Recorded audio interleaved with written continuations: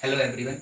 आज स्टार्ट करेंगे आपकी एक्सरसाइज 1.2 और 1.2 को शुरू करने से पहले कुछ उसके बेसिक्स हमें सीखने हैं, तो उन बेसिक्स पर बात करते हैं। तो लिखा गया है बोर्ड पे, पूर्णांकों के योग एवं व्यवकलन। योग मतलब सभी को पता है जोड़ना होता है, और व्यवकलन मतलब क्या होता है, घटाना। तो पूर्णांक उनका योग और व्यवकलन है, उससे संबंधित गुणधर्म हमें पढ़ने हैं या गुण पढ़ने हैं, ऐसा बोला जा सकता है। तो सभी को पता है क्योंकि पूर्णांक क्या होते हैं, सारी ऋणात्मक संख्याएं, सभी धनात्मक संख्याएं और शून्य को मिलाकर के जो संख्याओं का समूह बनता है उसको पूर्णांक बोला जाता है।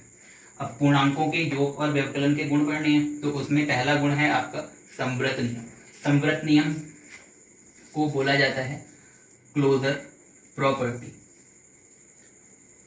तो संवृत नियम होता क्या है, अब मान लीजिए कि आपके पास कोई दो पूर्णांक दिए गए हैं, जैसे कि 1 ले लो और 3 ले लेते हैं। तो ये दो पूर्णांकों को अगर जोड़ा जाए तो जोड़ने पर 1 + 3 किसके बराबर आएगा आंसर, तो वो आंसर आ जाएगा 4 के बराबर। अब सभी को पता क्या है कि 4 क्या है, एक पूर्णांक ही है। तो संवृत नियम भी यही कहता है कि किन्हीं भी दो दिए गए पूर्णांकों को अगर आपस में जोड़ा जाएगा तो एक नया पूर्णांक बनेगा, और उसी नया पूर्णांक बनेगा, और यही नियम संवृत नियम का कहलाता है। तो इसी फॉर्म में हमने लिख भी लिया है कि कोई भी दो पूर्णांक दिए गए हैं, इन पूर्णांकों को आपस में जोड़ा जाए तो उत्तर जो आएगा वो भी एक पूर्णांक होगा। या इस फॉर्म में लिख सकते हैं कि a कोई एक पूर्णांक है, b भी कोई एक पूर्णांक है, उसको आपस में जोड़ दें तो वापस एक नया पूर्णांक मिलेगा। अब अगर उदाहरण ले लें तो मान लेते हैं कि कोई एक संख्या 3 जो एक पूर्णांक है, और दूसरा पूर्णांक हम ले लेंगे 5। तो 3 को और 5 को अगर आपस में जोड़ा जाए तो जोड़ने पर एक नई संख्या आती है, वो क्या आएगी, 8। और 8 भी क्या होता है, एक पूर्णांक होता है। तो इससे शायद क्लियर हुआ होगा कि किन्हीं भी दो पूर्णांकों का अगर योग करें तो उससे एक नया पूर्णांक मिलता है, और इस नियम को संवृत नियम कहते हैं।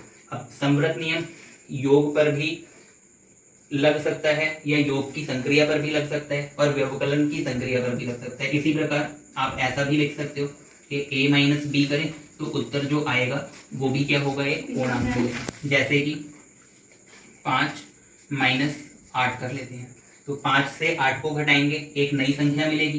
तो 5 से 8 को घटा करके देख लीजिए कितना आता है, 3। और बड़ी संख्या कौन सी है, 8। तो 8 पर कौन सा चिन्ह है, माइनस का। तो इससे समझ गए होंगे -3 क्या है, वो भी एक पूर्णांक मिला है। तो इस प्रकार संवृत नियम योग के लिए और व्यवकलन के लिए, दोनों संक्रियाओं के लिए परिभाषित होता है। अब इसके बाद अगले नियम की बात कर लेते हैं, क्रम विनिमय नियम।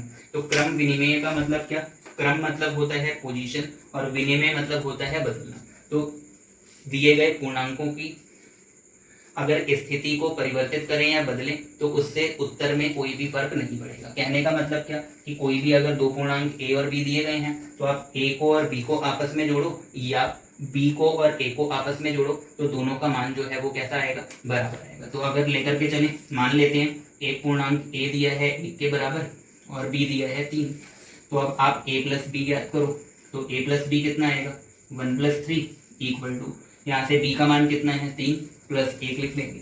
अब आपस में अगर जोड़ते हैं तो यहाँ से भी 4 मिल रहा है और यहाँ से भी 4 मिल रहा है। तो ऐसा नियम जो है कि आप दो दी गई संख्याओं में पहली संख्या और दूसरी संख्या को जोड़ो, या दूसरी संख्या और पहली संख्या को जोड़ो, तो जोड़ने पर जो भी संख्याएं बनेंगी वो पूर्णांक ही बन जाएंगी, और इसी को क्रम विनिमय नियम बोला जाता है। अब इसके बाद आ जाते हैं साहचर्य नियम पर। तो साहचर्य नियम क्या कहता है कि अगर कोई 3 पूर्णांक दिए हों, हम पूर्णांकों के ही लिए गुणधर्म पढ़ रहे हैं, तो कोई 3 पूर्णांक a b और c हमने लिए, और a b c के लिए अगर हम एक संख्या a अलग ले लें और b और c को पहले जोड़ लें, साथ में a और b को पहले जोड़ें और आप उसके साथ c को जोड़ें, तो इनसे भी जो उत्तर आता है वो भी समान है। तो कहने का मतलब क्या, 3 संख्याएं ले लेते हैं, 1 + 2 + 5 लिख लो। तो a को 1 लिख लिया, b 2 मान लिया, और c कितना माना है, 5 के बराबर।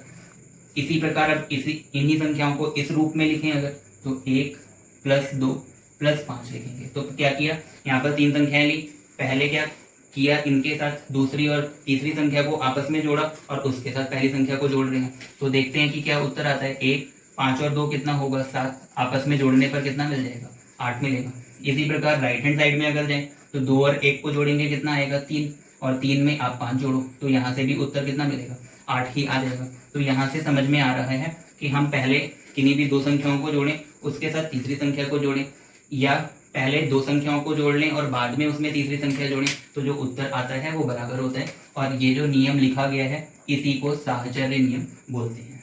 अब इसके बाद आते हैं योज्य तत्समक पर, कि योज्य तत्समक होता क्या है। तो आप खुद सोच के देखो कि कोई एक संख्या मान लेते हैं कि हमने 3 ले लिया। अब 3 में ऐसी कौन सी नई संख्या हम जोड़ दें कि वापस से 3 ही आ जाए। क्या बोला कि 3 में ऐसी कौन सी संख्या जोड़ें कि वापस 3 आ जाए। तो एक केवल और केवल एक ऐसी संख्या 0 है जिसको किसी भी संख्या के साथ अगर जोड़ा जाता है तो जोड़ने पर वापस वही संख्या आती है। तो आप 3 में 0 को जोड़ के देख लो तो 3 + 0 किसके बराबर आएगा, 3 के ही बराबर।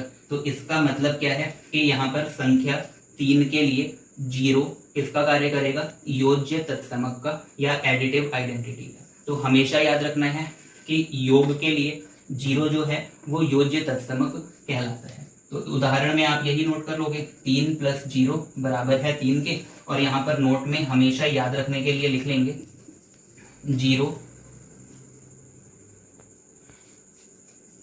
योग के लिए योज्य तत्समक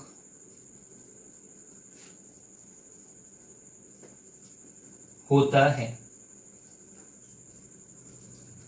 ठीक है, तो इससे समझ पा रहे होंगे आप कि योज्य तत्समक हमें कैसे प्राप्त होता है। अगर एक और किसी संख्या की बात करें तो आप किसी भी संख्या में, जैसे कि -5 है तो -5 में ऐसा क्या जोड़ें कि फिर से -5 ही मिल जाए। तो 0 को ही जोड़ेंगे तभी ही -5 मिल जाता है। तो इस प्रकार पता चल जाएगा कि योज्य तत्समक क्या होता है।